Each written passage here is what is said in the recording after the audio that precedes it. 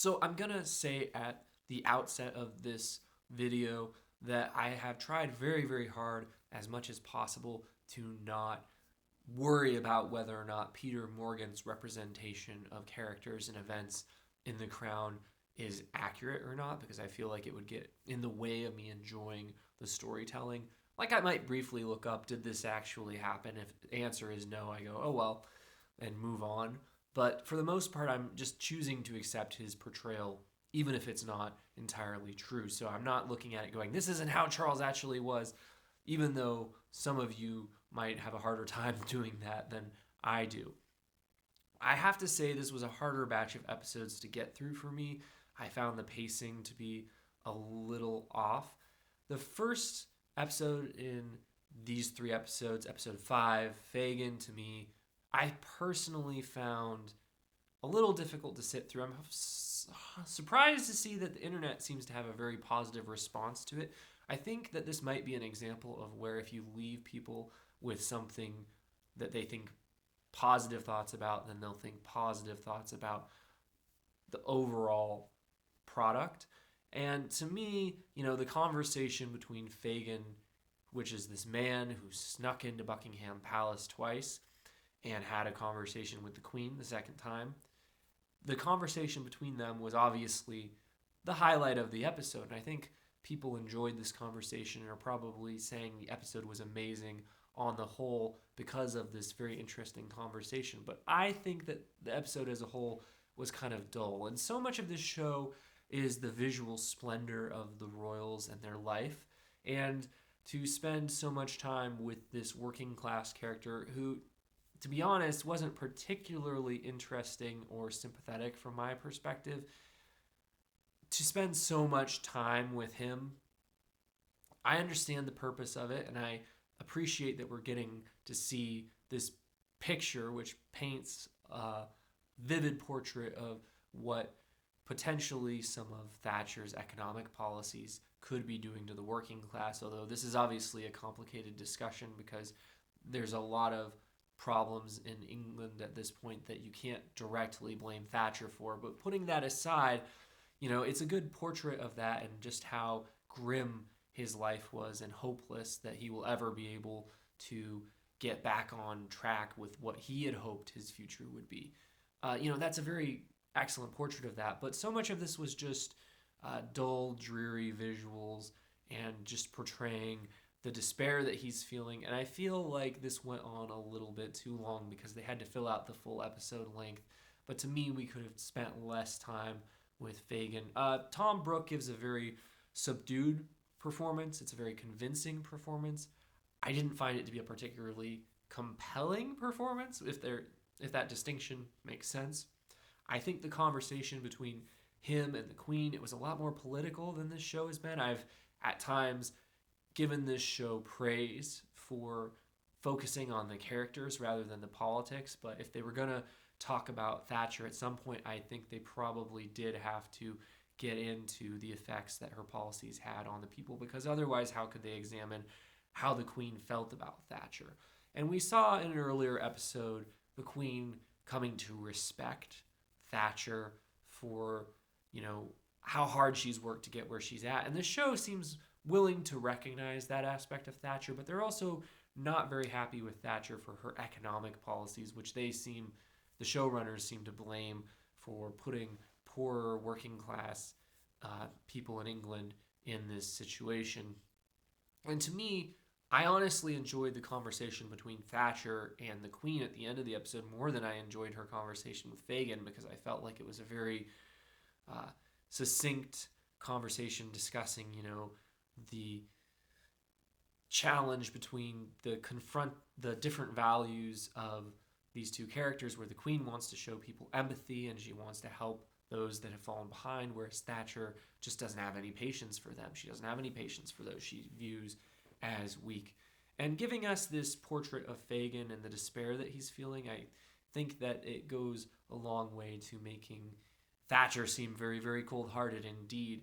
And so on the whole, I enjoyed this episode. I appreciated it, but I just found it to be a little too slow in the pacing. The 6th episode of the 4th season, Terra Nullius, this was another more Princess Diana and Prince Charles focused episode. And this was not my favorite episodes of the episodes focused on those characters so far. I think that it had a lot of interesting aspects, but I think that it also had some clunky writing compared to some of the previous episodes. I was very impressed by the cinematic aspects of this episode. There was particularly one shot where the camera just swooped over this building and showed Princess Diana interacting with this crowd that I just thought was mesmerizing. And I really appreciate the recreation of her outfits. You can go look online and see how accurate they are and how closely Emma Corrin in this performance resembles the real Princess Diana as she went on this tour. And I really thought the fascinating conflict, of change confronting tradition was on full display this episode. We got to see Princess Diana choosing to be a good mother first and foremost over being, a loyal wife that is showing how, devoted she is to her husband just to be on display. She said, even if it, in your viewpoint, weakens my ability to be an emissary for England, I'm still going to be a good mother, which is very, very compelling and something that I personally believe is very laudable. I think that if anyone should be anything first, I think they should be a good parent first. As a person, I think it's more important that I'm a good father than anything else about me, honestly. And I found the conversation between Princess Diana and the Queen at the end of this episode to be really interesting. I found it to be a little bit, again, I've had to just accept Peter Morgan's portrayal of things because I don't necessarily think that all these characters are completely to blame for what happened with Princess Diana. But if you accept their portrayal of events, you see her being driven into isolation, which is causing her bulimia to become more severe and causing her, eventually to just despair and grow depressed.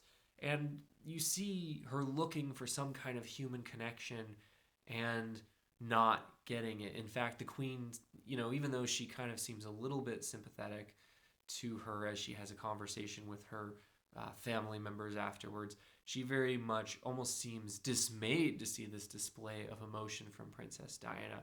And what's so fascinating about this episode is that we see that this display of emotion, this humanity that Princess Diana just exuded, was what won people over to her. And you have to question whether the royal family's thinking was entirely flawed when it came to how they needed to represent themselves to the public. The Queen, obviously very much in the show, has always seemed to think that she needs to show herself to be strong, that she can't be too personal or people will lose faith in the monarchy as, in revering them. They won't believe in them in the way that they need to have this reverence for them.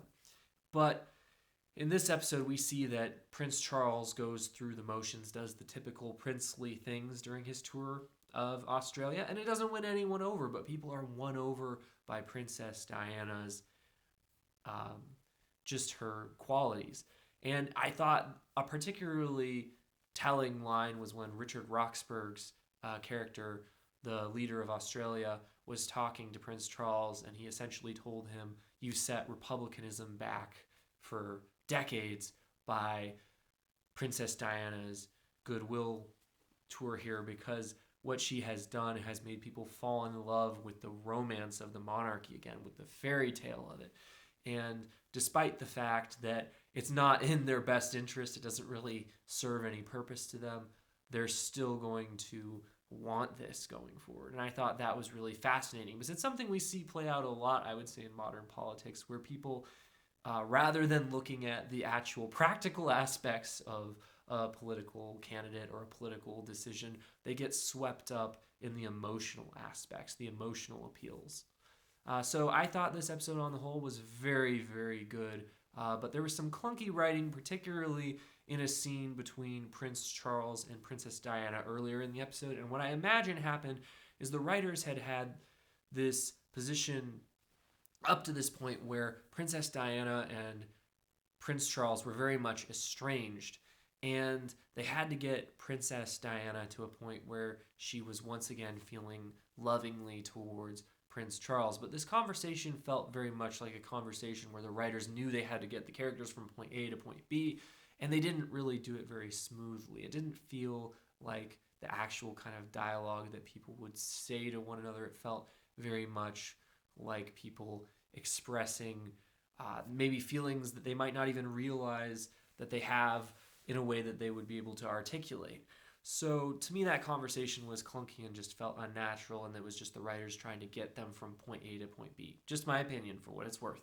But on the whole, I thought the portrayal of Prince Charles this episode, whether it's accurate or not, it was fascinating to see him come to resent his own wife and feel betrayed by her own popularity and her own successes in her relations with the public. The last of the 3 episodes in this bunch, episode 7, The Hereditary Principle, what can I say about it? I feel like it was the easiest episode to stop a binge on, and it was a good episode to watch before going to bed.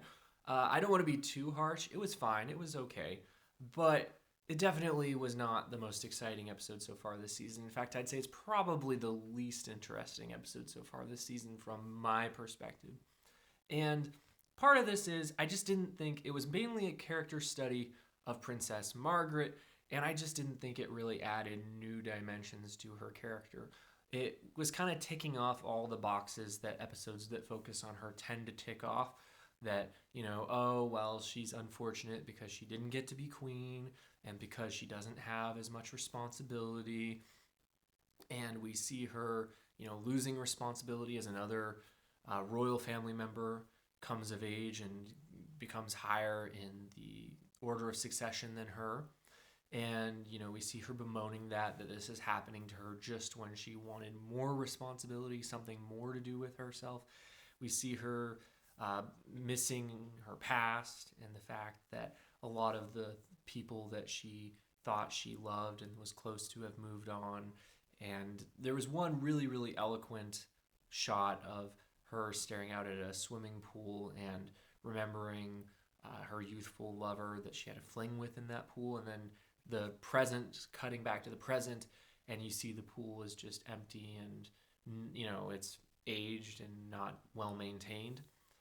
That was a very eloquent shot. I felt, though, for the most part, though, that this episode was a one-trick pony that went on too long. Like, the main aspect of this episode was interesting, was the eventual discovery by Princess Margaret after she goes to a psychiatrist for help that some of her family members have been put in a mental institution. These are cousins on her mother's side that had mental development issues. And her concern, growing that maybe I have this gene as well, which it turns out she doesn't. But she discovers from her mother the reason that these family members were put away is because there was this fear that the illusion that the royal gene pool was pure would be tainted by the discovery of these cousins that had these mental health issues. And of course, it is eventually discovered that they don't even share the same genes, so there was no reason to do this in the first place. It was monstrous for whichever way they did it, abandoning family members in this way, but knowing that there was no reason to do it makes it even worse.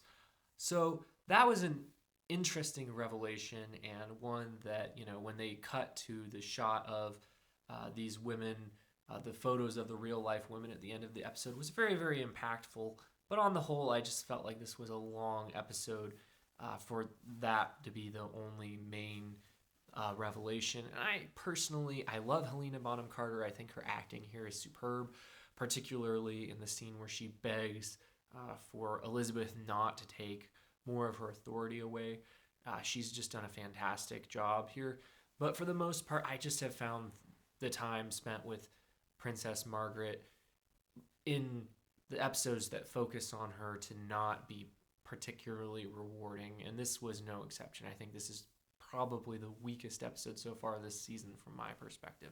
So those are just my thoughts for what they're worth. I'm going to hopefully watch the next 3 episodes tomorrow and get my review out sometime tomorrow evenings. So if you're interested in seeing that review and other upcoming reviews of shows and movies on this channel, please consider subscribing and let me know your thoughts in the comments. And as always, thanks for watching.